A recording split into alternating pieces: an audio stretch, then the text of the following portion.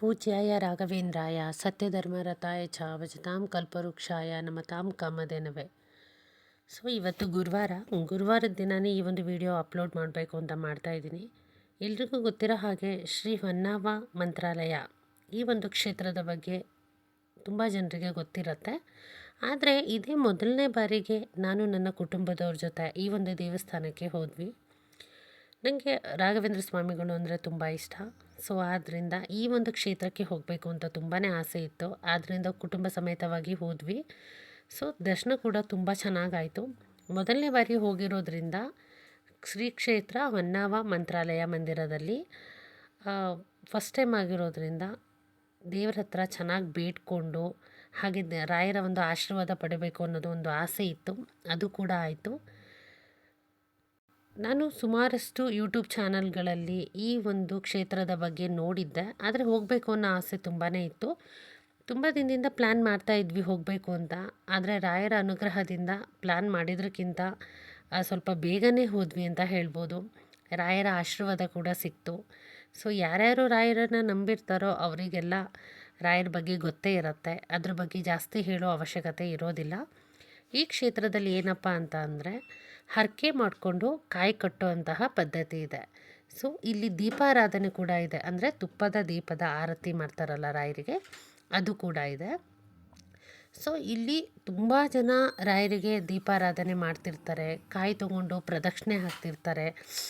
ನಿಮ್ಮ ಇಷ್ಟಾರ್ಥಗಳು ಏನಿರುತ್ತೋ ಅದನ್ನು ನೀವು ಅಲ್ಲಿ ವಿಚಾರಿಸಿದಾಗ, ಅಂದರೆ ಅಲ್ಲಿ ಟ್ರಸ್ಟ್ ಏನಿರ್ತಾರೋ ಅಲ್ಲಿ ವಿಚಾರಿಸಿದಾಗ ಹೇಳ್ತಾರೆ. ಅಂದರೆ ಕೆಲಸದ ಬಗ್ಗೆ ಆಗಿರ್ಬೋದು, ಮದುವೆ ಬಗ್ಗೆ ಆಗಿರ್ಬೋದು, ಅಥವಾ ಮನೆ ಕಟ್ಟೋದ್ರ ಬಗ್ಗೆ ಆಗಿರ್ಬೋದು, ಯಾವುದೇ ಒಂದು ಹರಕೆ ಇದ್ರೂ ಕೂಡ ಹೇಗೆ ನಾವು ಎಷ್ಟು ದೀಪನ ಹಚ್ಚಬೇಕು, ಅಂದರೆ ರಾಯರಿಗೆ ಬೆಳಗಬೇಕು, ಹಾಗೆ ಎಷ್ಟು ದಿನ ಅಂದರೆ ಎಷ್ಟು ವಾರ ಬರಬೇಕಾಗತ್ತೆ, ಯಾವ್ಯಾವ ದಿನ ಅನ್ನೋದನ್ನು ಕಂಪ್ಲೀಟಾಗಿ ಹೇಳ್ತಾರೆ.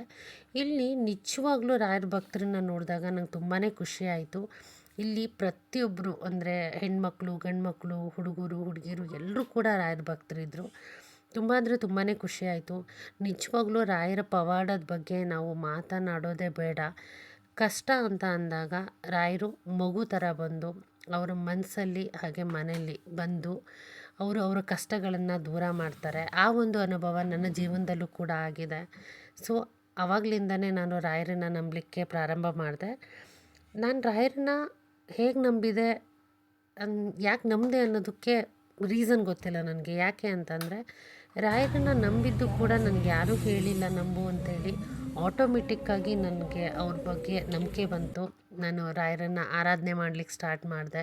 ಸೊ ಯಾವತ್ತೂ ನಾನು ರಾಯರನ್ನು ನಂಬಿ ಆರಾಧನೆ ಸ್ಟಾರ್ಟ್ ಮಾಡಿದ್ನೋ, ಅಂದರೆ ಅವ್ರನ್ನ ನಂಬಲಿಕ್ಕೆ ಆರಾಧಿಸೋಕ್ಕೆ ಪ್ರಾರಂಭ ಮಾಡಿದ್ನೋ, ಅವತ್ತಿನ ದಿನದಿಂದ ನನ್ನ ಜೀವನದಲ್ಲಿ ತುಂಬ ಅಂದರೆ ತುಂಬಾ ಒಳ್ಳೆಯದಾಗಿದೆ. ಹಾಗೆ ಒಳ್ಳೆಯದಾಗ್ತಾನೂ ಕೂಡ ಹೋಗ್ತಾ ಇದೆ.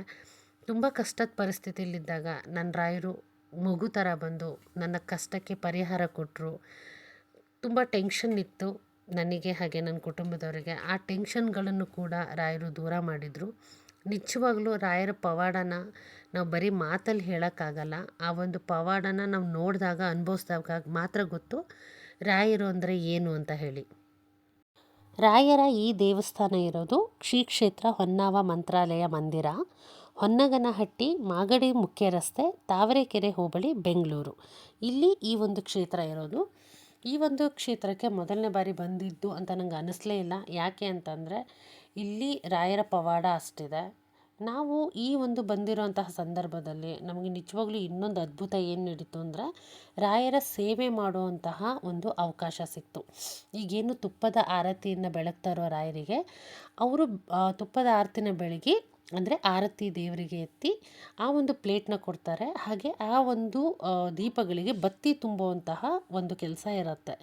ಸೊ ಅನ್ಎಕ್ಸ್ಪೆಕ್ಟೆಡಾಗಿ ಅನಿವಾರ್ಯವಾಗಿ ಒಬ್ಬರು ಬಂದರು, ರಾಯರ ಭಕ್ತೆ ಅಂತಲೇ ಹೇಳ್ಬೋದು. ಅವರು ಸೆಕೆಂಡ್ ಟೈಮ್ ಅಂತ ಈ ದೇವಸ್ಥಾನಕ್ಕೆ ಬಂದಿದ್ದು. ಅವ್ರು ಬಂದ್ಬಿಟ್ಟು ಹೇಳಿದರು, ನೀವು ಅಲ್ಲಿ ಹೋಗಿ ರಾಯರ ಸೇವೆ ಮಾಡಿ ಅಂತ ನನಗೆ, ನನ್ನ ತಂಗಿಗೆ, ನಮ್ಮ ಅಮ್ಮಂಗೆ ಅಲ್ಲಿ ಕಳಿಸಿದ್ರು. ಸೊ ಅಲ್ಲಿ ಹೋದ್ವಿ. ಸುಮಾರಷ್ಟು ಪ್ಲೇಟ್ಗಳಿಗೆ ದೀಪಗಳನ್ನಿಟ್ಟು ಅಲ್ಲಿ 9 ತುಪ್ಪದ ಆರತಿಗೆ ಬತ್ತಿಗಳನ್ನಿಟ್ವಿ, 21 ತುಪ್ಪದ ಆರತಿಗೆ ಬತ್ತಿಗಳನ್ನಿಟ್ವಿ, ಹಾಗೆ 16 ತುಪ್ಪದ ಆರತಿಗಳಿಗೆ ಬತ್ತಿಗಳನ್ನೇ ಇಟ್ವಿ. ಈ ಥರ ಹರಕೆ ಏನಿರುತ್ತೋ ಆ ಥರದ ಒಂದು ತುಪ್ಪದ ಆರತಿ ಬೆಳಗಕ್ಕೆ ಅಲ್ಲಿ ದೀಪಗಳನ್ನು ಅರೇಂಜ್ ಮಾಡಿರ್ತಾರೆ. ಅಲ್ಲಿ ಅಂದರೆ ನಾವು ಹರಕೆಗಳನ್ನು ಮಾಡಿಕೊಂಡಾಗ ಅವ್ರು ಹೇಳ್ತಾರೆ ಇಷ್ಟು ದೀಪಗಳ ತುಪ್ಪದ ಆರತಿ ಎತ್ತಬೇಕು ಅಂತ, ದೇವ್ರಿಗೆ ಬೆಳಗಬೇಕು ಅಂತೇಳಿ. ಸೊ ಆ ಒಂದು ಸೇವೆ ಮಾಡೋ ಅವಕಾಶ ಸಿಕ್ತು. ಅಲ್ಲೊಬ್ರು ಹೇಳ್ತಾ ಇದ್ರು, ತುಂಬ ಜನರಿಗೆ ಇದು ಸಿಗಲ್ಲ, ನಿಮಗೆ ಸಿಕ್ಕಿದೆ ಅಂದರೆ ರಾಯರ ಆಶೀರ್ವಾದ ಆಗಿದೆ ನಿಮಗೆ, ಅವರು ನಿಮ್ಮ ಮೇಲೆ ದಯೆ ತೋರಿಸಿದ್ದಾರೆ, ಅದಕ್ಕೆ ಈ ಒಂದು ಅವಕಾಶ ನಿಮಗೆ ಸಿಕ್ಕಿದೆ ಅಂತ ಹೇಳಿದರು. ನಿಜವಾಗ್ಲೂ ಅದೆಷ್ಟು ಖುಷಿ ಆಯಿತು ಅಂತಂದರೆ, ನಾನು ಮನಸ್ಸಲ್ಲಿ ಅಂದ್ಕೊಂಡಿದ್ದೆ ರಾಯರದು ಏನಾದರೂ ಒಂದು ಸೇವೆ ಮಾಡಬೇಕು, ಫಸ್ಟ್ ಟೈಮ್ ಬಂದಿದ್ದೀನಿ, ಏನು ಮಾಡಬೇಕು ಅಂತ ಗೊತ್ತಾಗ್ತಿಲ್ಲ, ಯಾರನ್ನ ಕೇಳಲಿ, ಏನು ಮಾಡಲಿ ಅಂತ. ನೋಡಿ ರಾಯರು ಇಷ್ಟಪಟ್ಟಿದ್ದಕ್ಕೆ ಆ ಸೇವೆ ಮಾಡೋ ಒಂದು ಅನುಗ್ರಹ ಸಿಕ್ತು ನನಗೆ, ನನ್ನ ತಂಗಿ ನಮ್ಮಮ್ಮನಿಗೆ. ನಿಜವಾಗ್ಲೂ ಸಿಕ್ಕಾಪಟ್ಟೆ ಖುಷಿ ಆಯಿತು. ಆ ಒಂದು ಖುಷಿ ನನಗೆ ನಿಜವಾಗ್ಲೂ ಅಂದರೆ ಹೇಳೋಕ್ಕಾಗಲ್ಲ, ಅಷ್ಟು ಖುಷಿ ಆಯಿತು ನನಗೆ. ಸೊ ಅದಾದ ನಂತರ ದೇವಸ್ಥಾನದಿಂದ ಹಾಗೆ ಸ್ವಲ್ಪ ಹೊರಗಡೆ ಬಂದ್ವಿ, ದೇವ್ರನ್ನ ದರ್ಶನದೆಲ್ಲ ತೊಗೊಂಡು ಹೊರಗಡೆ ಬಂದ್ವಿ.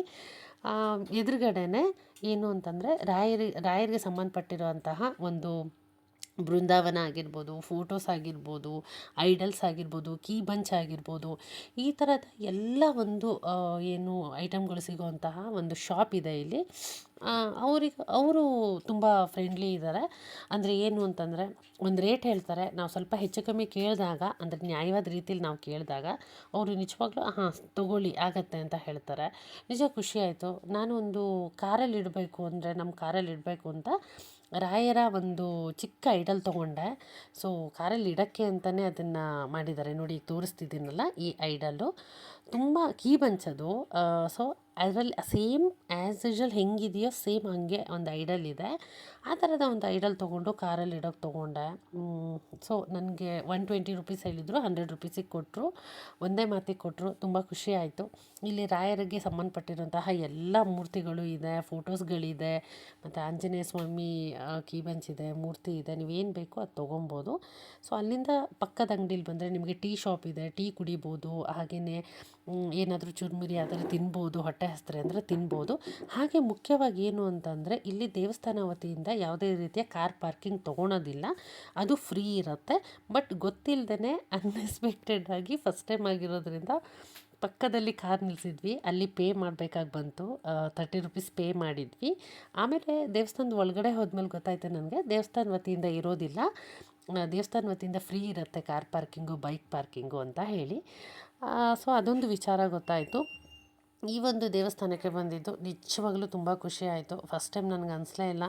ರಾಯರ ಅನುಗ್ರಹ ನನ್ನ ಮೇಲೆ, ನನ್ನ ಕುಟುಂಬದವ್ರ ಮೇಲೆ, ಹಾಗೆ ನಿಮ್ಮ ಮೇಲೆ, ನಿಮ್ಮ ಕುಟುಂಬದವ್ರ ಮೇಲೆ ಸದಾಕಾಲ ಇರಲಿ ಅಂತ ಹೇಳ್ತೀನಿ.